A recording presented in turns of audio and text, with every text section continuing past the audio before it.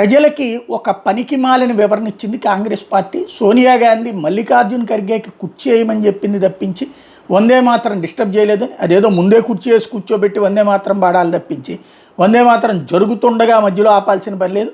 అదే సందర్భంలో వందే మాత్రం ఆపేయమంటూ సోనియా గాంధీ సిగ్నలు కనబడింది. అట్లాగే రాహుల్ గాంధీ మనది వందే మాత్రం మనం పాడమంటూ చెప్పినటువంటి మాటలు కూడా మైకులో బయటకు వచ్చినాయి.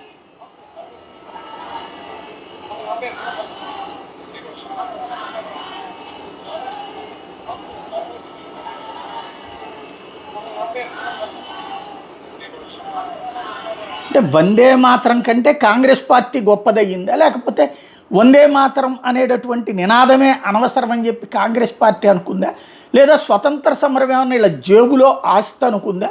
అప్పుడున్నటువంటి నినాదాలన్నిటి పక్కన పెట్టి గాంధీ జిందాబాదు, రాహుల్ గాంధీ జిందాబాదు, ఇందిరాగాంధీ జిందాబాదు, సోనియా గాంధీ జిందాబాదు, ఎందుకంటే వీళ్ళు గాంధీ వంశం కూడా కాదు.